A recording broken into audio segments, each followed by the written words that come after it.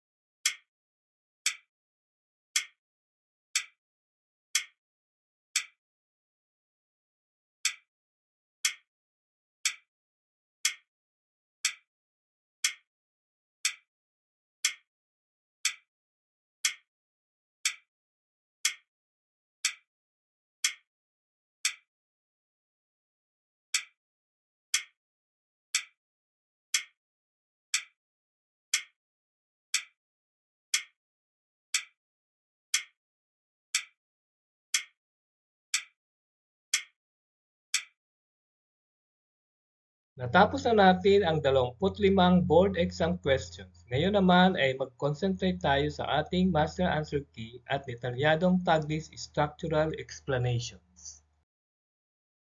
Ang tamang sagot para sa question 1 ay option D, the holistic development, safety and welfare of the learners. Ayon sa Code of Ethics, ang mag-aaral ang pinakasentro o highest premium ng serbisyo ng isang guro. Lahat ng desisyon natin ay dapat para sa kapakanan nila. Quick tip para sa Let Review. Gamitin ang affordable faster highlighters na nasa ating YouTube shopping tab sa ibaba para markahan ang mga keywords na learner's welfare sa inyong notebooks. Para sa number 2, ang tamang sagot ay option A, Republic Act 7836 o ang Philippine Teachers Professionalization Act of 1994. Ito ang batas na naglipat ng board exam mula sa CSC patungo sa PRC. Trap po ang option B dahil ang PD 1006 ang naunang batas noong panahon ni Marcos, pero ang kasalukuyang modernong licensure at PRC control ay hawak ng RA 7836. Ang tamang sagot sa numero 3 ay option B. Malinaw sa Article 5 ng Code of Ethics na kapag may reklamo ang isang guro laban sa kasamahan o administrasyon, kailangang duman ito sa legitimate channels ng nakasulat at may lakda. Bawal ang mag-rant o manira sa Facebook dahil ito ay unprofessional conduct. Para sa number 4, ang sagot ay option B, cultural relativism. Ito ang sociological at anthropological mindset kung saan tinitingnan natin ang kultura ng ibang tao ng patas at walang pagpuna base sa ating sariling bias. Ito ang kabaliktaran ng ethnocentrism o option D na pag-iisip na mas mataas ang kultura mo kaysa sa iba. Ang tamang sagot sa number 5 ay A. Ang pangunahing layunin ng mga Thomasites noong panahon ng mga Amerikano ay ihanda ang mga Pilipino sa demokratikong pamamahala sa pamamagitan ng malawakang public school education at English literacy. Ang option B naman ay para sa panahon ng Kastila. Para sa numero 6, ang tamang sagot ay option C, 6 hours. Ayon sa Article 13 ng RA 4670 o Magna Carta, ang isang guro ay hindi pwedeng piliting magturo sa loob ng silid-aralan ng lagpas 6 na oras kada araw. Ang natitirang 2 oras para mabuo ang 8 hours working day ay nakalaan para sa lesson planning at paggugupit ng requirements. Review hack. Gumamit ng adjustable desktop phone stand para matatag ang inyong screen habang kinokopya ang labor hours na ito. Ang tamang sagot sa number 7 ay option B, learning to live together. Ito ay isa sa 4 na pillars of education ng UNESCO. Nakapokus ito sa kapayapaan, pag-unawa sa kultura ng iba at pagkakaisa. Ang learning to know naman ay para sa kaalaman at ang learning to do ay para sa technical skills. Para sa numero 8, ang tamang sagot ay option B.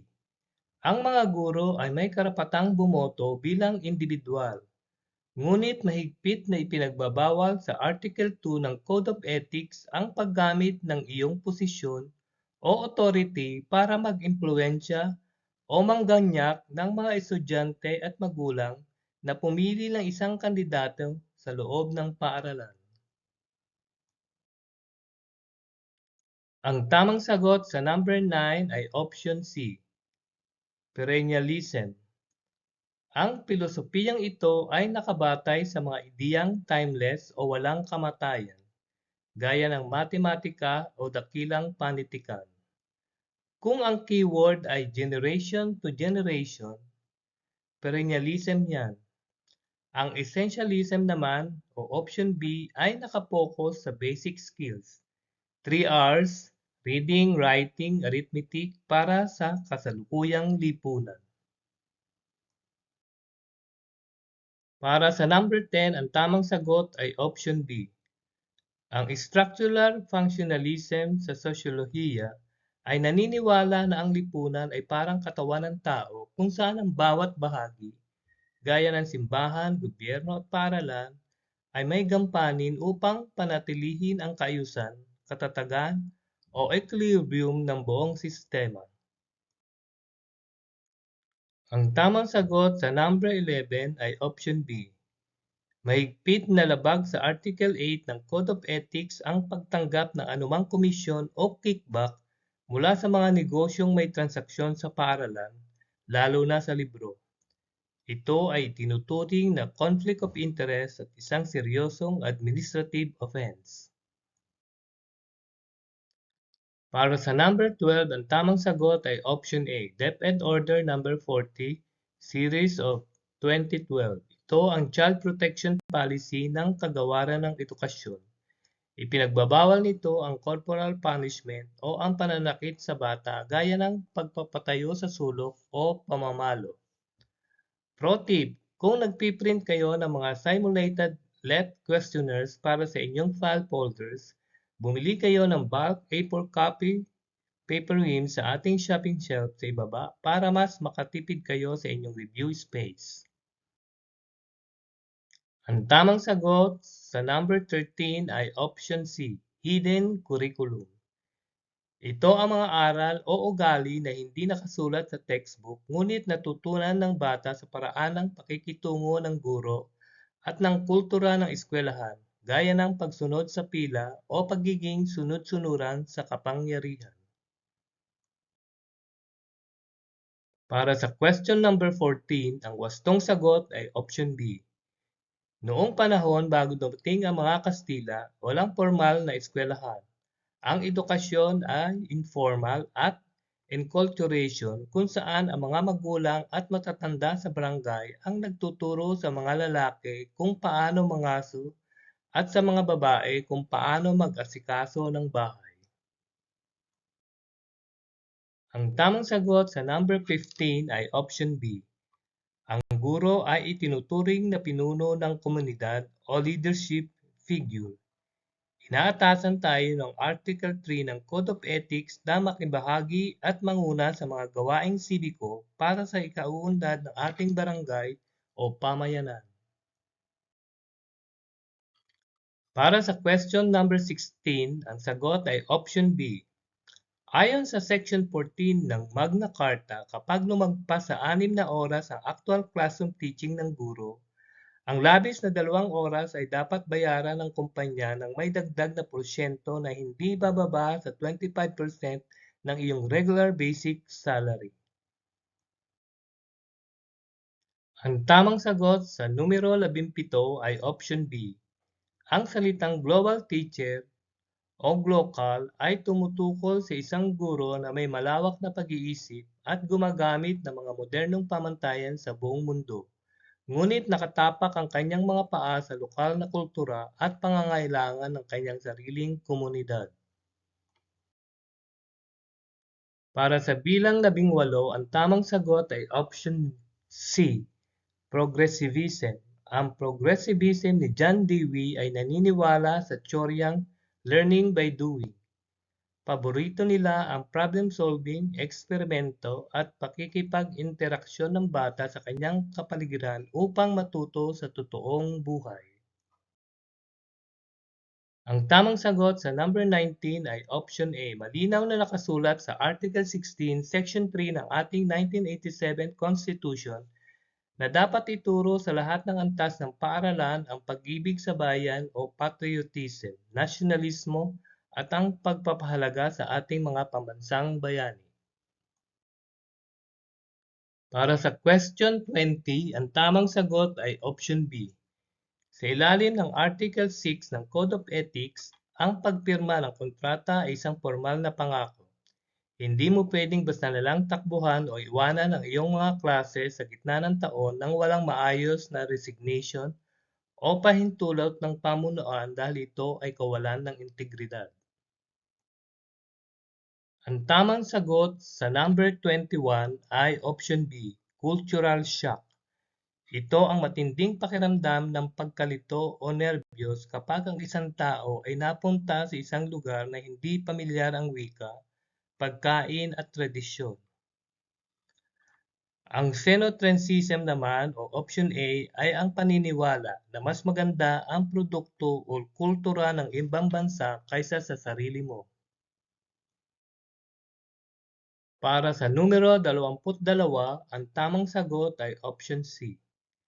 Ayon sa Section 26 ng RA 7836, krimen sa batas ang magturo bilang regular professional teacher sa Pilipinas nang walang lisensya mula sa PRC. Ang sinumang lumabag ay haharap sa multa o pagkakakulong o pareho, depende sa hatol ng korte. Ang tamang sagot sa numero 23 ay option A, existentialism. Ang pilosopiyang ito ay nakapokus sa kalayaan ng tao na pumili at magpasya para sa kanyang sariling buhay o free choice. Sila ang naniniwala na existence precedes essence o ikaw ang gagawa ng sarili mong kahulugan sa mundo. Para sa number 24, ang tamang sagot ay option C, cultural log. Ito ang sociological phenomenon ni William Ogburn kung saan ang materyal na bahagi ng kultura, gaya ng teknolohiya o internet, ay mas mabilis umunlad, samantalang ang hindi materyal na bahagi, gaya ng ating mga batas, moralidad at moral values ay naiiwan o huli na sa pag-adapt. Para sa ating huling item, ang tamang sagot ay option D. Bilang profesional na guro, ang mga records o grades ng estudyante ay protektado ng privacy at ng Article 8 ng ating Code of Ethics. Ipinagbabawal ang paglalabas nito sa publiko o sa tsismis, maliban na lamang kung may opisyal na pangangailangang akademiko. I-comment na ang inyong naging pinal na kabuuang marka mula 1 hanggang 25 sa comment section sa ibaba upang mabati ko kayo ng personal. Abangan ang ating susunod na Let Reviewer sa linggong ito, Solid Ka-Als. Napakahusay ninyong tinapos ang ating 25 Professional Education Board Exam items ngayon. Ang pagre-review ng maaga ang susi upang makuha ang inyong LPT license ngayong Setyembre. I-share ang inyong marka sa ibaba upang makita ko ang inyong pagre-review. Sa ating susunod na Let Review video, tututukan naman natin ang General Education Battery, particular sa computational shortcuts ng mathematics at foundational science formulas upang masiguro ang inyong pagpasa sa pagsusulit. Pakiclick ang like, mag-subscribe sa ating channel o mag-follow sa aking page at ibahagi ang video na ito sa inyong mga kaklase o kapwa ninyo nagre-repaso para sa LET. Maraming salamat sa inyong sipag ngayong maghapon, manatiling matyaga at magkikita tayo sa susunod nating masterclass. LPT na tayo ngayong 2026. Bye-bye!